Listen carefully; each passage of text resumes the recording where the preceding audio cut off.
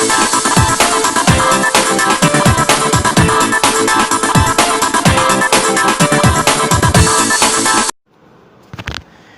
morning students.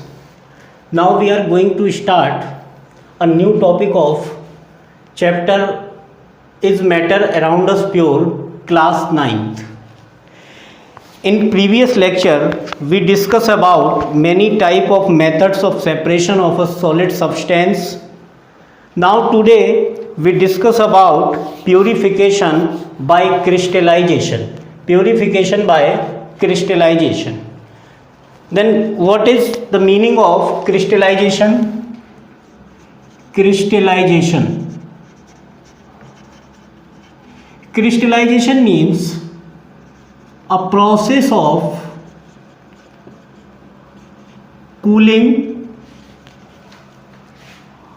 hot and concentrated aqueous solution of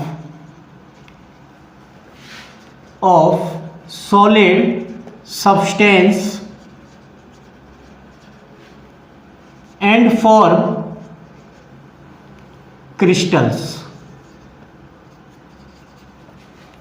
This is called crystallization.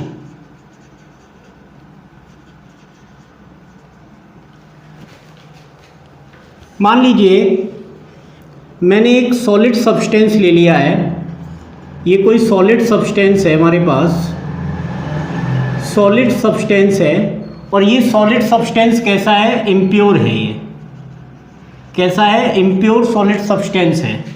अब इस solid substance को मैंने minimum amount of water में mix करा दिया और इसका हमने एक्वा सॉल्यूशन बना लिया।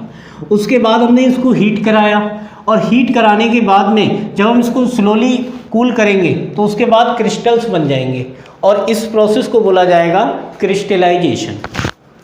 तो क्रिस्टलाइजेशन में हम सबसे पहले क्या करेंगे, जो सॉलिड सब्सटेंस होगा हमारा, उस सॉलिड सब्सटेंस का एक्वा सॉल्यूशन बनाएंगे। उस एक्वा सॉल्यूशन को हम बाद में हीट कराएंगे। हीट कराने के बाद में हम उसकी और कूलिंग कराने के बाद उसके क्रिस्टल बन जाएंगे। तो इसके कुछ स्टेप्स होते हैं, तो मैं यहाँ पे नोट कर रहा हूँ स्टेप्स ऑफ क्रिस्टलाइजेशन। अब क्रिस्टलाइजेशन का जो स्टेप्स हैं मैं उनकी बात कर रहा हूँ। तो देखिए पहला स्टेप जो होता है, हम पहले स्टेप में क्या करेंगे, सॉलिड जो इम्प्योर सॉलिड सब्सटेंस है उसको मिनिमम अमाउंट ऑफ वाटर में डिसॉल्व कराएंगे। तो हमारे पास जो solid substance, impure solid substance, impure solid substance dissolve in minimum amount of water,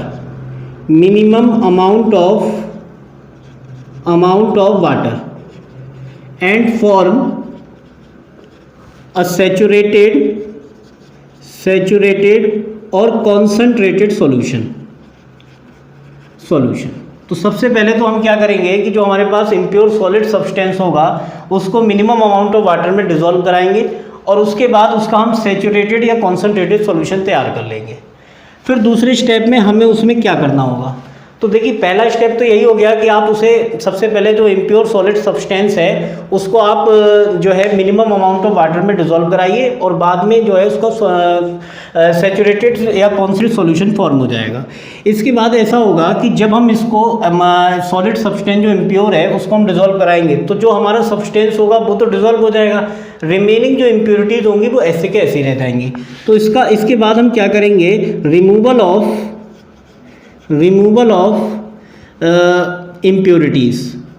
जो इम्प्योरिटीज़ है हमारे पास उसका हम रिमूवल कर देंगे बाय द फिल्ट्रेशन। तो फिल्ट्रेशन मेथड से हम उसकी इम्प्योरिटीज़ को हम उसका रिमूवल कर देंगे। उसके बाद हमें क्या करना है, solution is heated on water bath till saturated और concentrated solution। इसका मतलब जो सॉल्यूशन है उसको हीट कराएंगे वाटर बाथ पर, और उसके बाद उसका सैचुरेटेड सॉल्यूशन बनेगा या जो कॉन्सनट्रेटेड सॉल्यूशन बनेगा। इसके बाद हमें करना है देन कूलिंग स्लोली। हमें जब हम इसको हीट कर लेंगे, हीट करने के बाद हमें इसकी कूलिंग करानी है, और कूलिंग कराने के बाद क्रिस्टल्स ऑफ सब्सटेंस फॉर्म, ये क्रिस्टल बन जाएंगे, और उस क्रिस्टल बनने के बाद में इम्प्योरिटीज जो होंगी and impurities remains in the solution. अब ये इमिसिबल होंगी, तो हम 6 स्टेप में इसका हम सेपरेशन कर लेंगे। Separation of substance by filtration and dry it, और इसको हम क्या कर लेंगे, ड्राई कर लेंगे। अब ये स्टेप जो हैं वो क्रिस्टलाइजेशन के हैं। अब मैं यहाँ पर एक एग्जांपल ले रहा हूँ मैं इम्प्योर कॉपर सल्फेट, ये हमारे पास है, और अब मैं इसको आपको बताऊंगा कि किस तरीके से आप इसको जो है क्रिस्टलाइजेशन मेथड से सेपरेट करेंगे। इसको रफ करता हूँ। तो हमारे पास, अच्छा वो भी रफ कर दिया, जो हमारे पास इम्प्योर कॉपर सल्फेट होता है, इसको हमें जो है क्रिस्टलाइजेशन मेथड से सेपरेट करना है, प्योरीफिकेशन करना है इसका।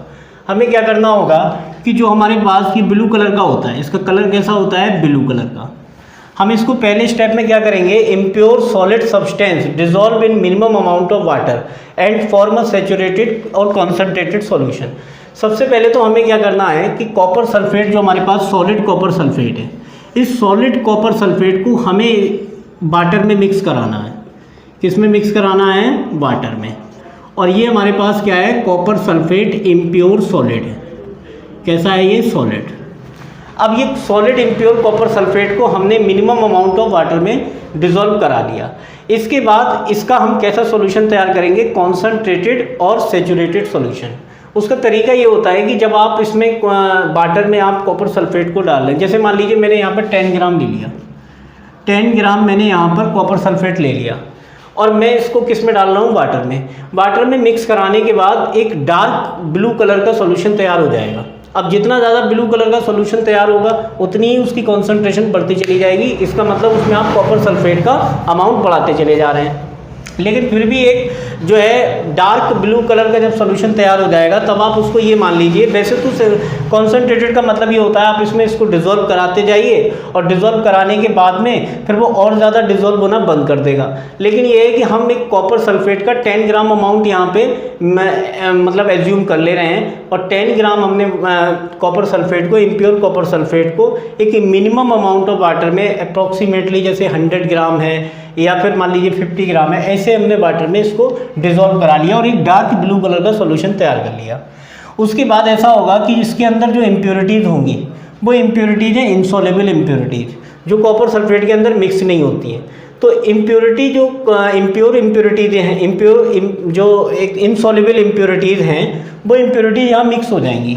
तो जो इनसॉल्युबल हैं इम्प्योरिटीज़ वो नीचे बैठ जाएंगी, और जो हमारा सॉल्ट है कॉपर सल्फेट वो इसमें डिज़ोल्व हो जाएगा।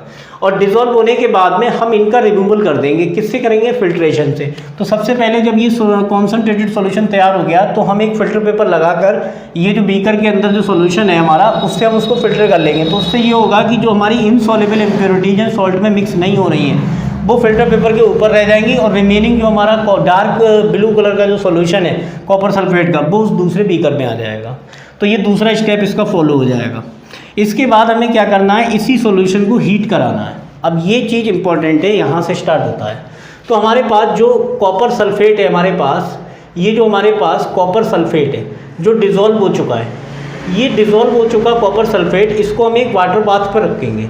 वाटर बाथ का मतलब ये होता है कि यहाँ पर एक इस तरीके से हमारे पास कोई भी मतलब चाहे तो आप क्रूसिबल वगैरह ले सकते हैं, उसमें आप एक वाटर ले लीजिए, उसमें थोड़ा सा वाटर ले लीजिए, और इसको हम किस पर रखेंगे, किसी बर्नर पर रख देंगे। बर्नर तरह थोड़ा सही से बना दूँ, बर्नर पर रख देंगे आप इसको, इस तरीके से बर्नर बनाता हूँ। ये आपने बर्नर ले लिया और इसको एक बर्नर पर रखकर आप इसको गरम करा रहे हैं। जब आप इसको हीट कराएंगे वाटर बाथ पर, तो इससे ये होगा कि जो हमारा सॉल्यूशन है ये हीट कर रहा है, और किस पर कर रहा है, वाटर बाथ पर। कब तक गर्म कराना है, जब तक वो कॉन्सेंट्रेटेड या फिर सेचुरेटेड ना हो जाए। तो जब इसमें वाटर पड़ा हुआ है तो वाटर का एवापोरेशन होने लग जाएगा। जब एवापोरेशन होने लग जाएगा तो हमें क्या करना है, एक गिलास रॉड लेना है। गिलास रॉड से हम इसको बार बार कंटिन्यू इसको हम शेक करते रहेंगे। जब हम इसको शेक करेंगे तो उससे क्या होगा, एक पर्टिकुलर टाइम के बाद में जो कॉपर सल्फेट इसमें डिजोल्व है, तो वाटर का तो एवापोरेशन होने लग जाएगा, वाटर इसमें एवापोरेट होता चला जाएगा, फिर इसके बाद विस्कस सॉल्यूशन तैयार हो जाएगा। तो जब एक ऐसा टाइम आए कि जो गिलास रॉड पर कॉपर सल्फेट के कुछ क्रिस्टल्स बनने लग जाएं, तभी हम इसको ये गर्म कराना रोक देंगे। यानी कि कॉपर सल्फेट पर कुछ जो कॉपर सल्फेट सॉल्यूशन इसमें मिक्स है, तो जब मैं इस पर ग्लास रॉड से इसको शेक करूंगा तो इससे ये होगा कि जो गिलास रॉड पर कुछ कॉपर सल्फेट जो है वो कलेक्ट होने लग जाएगा, ब्लू कलर का। जब कलेक्ट होने लग जाए तभी आप इसको रोक देना, इसको स्टॉप कर देना। उसके बाद हमें क्या करना है, क्योंकि फिर ये कॉन्सेंट्रेटेड सॉल्यूशन तैयार हो गया, यानी कि वाटर का अमाउंट कम हो गया और सॉल्ट का जो हमारा कॉपर सल्फेट है उसका अमाउंट ज़्यादा हो गया। और ऐसा भी होगा कि कॉपर सल्फेट जो होगा वो एनहाइड्रस होता है, तो वाटर को एब्जॉर्ब भी करेगा, क्योंकि कॉपर सल्फेट जो होता है क्रिस्टलाइन फॉर्म में CuSO4 × 5H2O होता है, तो ये 5 मॉलिक्यूल ऑफ वाटर के एब्जॉर्ब करके रखता है। तो यहाँ पर क्या होगा कि हम इसकी अब कूलिंग कराएंगे स्लोली, ऐसा नहीं है बहुत फास्टली एकदम इसको यहाँ से उतार कर रख दें। हम क्या करेंगे कि बर्नर को स्लो कर देंगे, बहुत ज़्यादा स्लो कर देंगे। उससे क्या होगा, धीरे धीरे ये जो है कूलिंग की तरफ आने लग जाएगा, फिर ये ठंडा होने लग जाएगा। तो इससे अब शेक करते रहेंगे बार बार कंटिन्यू ग्लास रॉड से, हम इसकी कूलिंग कराएंगे स्लोली। उसके बाद क्या होगा, क्रिस्टल्स ऑफ सब्सटेंस फॉर्म, जो हमारे पास क्रिस्टल बनी, जो कॉपर सल्फेट है इसके क्रिस्टल बनने लग जाएंगे, और क्रिस्टल बनने लग जाएंगे। उसके बाद जब ये पूरी तरीके से ठंडा हो जाएगा तो इसमें क्रिस्टल तैयार हो जाएंगे और इम्प्योरिटी सॉल्यूशन के अंदर फिर भी रह जाएंगी। तो इसको हमें करना होगा इस फिल्ट्रेशन से सेपरेट। तो हमें क्या करना होगा, लास्ट स्टेप यूज़ करना होगा, separation of substance by filtration. जब हम इसको फिल्ट्रेशन करेंगे, यानी कि हम इसके जो हमारे पास विस्कस सॉल्यूशन तैयार हो गया, इस सॉल्यूशन को हम एक दूसरे उसमें एक फ़िल्टर पेपर पर डालेंगे, तो उससे जितने भी इम्प्योरिटीज़ वगैरह हैं वो सब हमारी बाहर हो जाएंगी, और जो हमारे पास सॉलिड सब्सटेंस कॉपर सल्फेट है वो हमारे पास ऐसे का ऐसे ही रह जाएगा। उसके बाद फिर हम इसको ड्राई करेंगे। ड्राई करने के लिए क्या करना होगा, थोड़ा सा गर्म कराएंगे और गर्म करके ठंडा कर लेंगे। उसके बाद हमारे कॉपर सल्फेट के जो क्रिस्टल हैं वो यहाँ पर ऑब्टेन हो जाएंगे। तो इस तरीके से कॉपर सल्फेट का प्योरीफिकेशन किया जाता है by the method of crystallisation.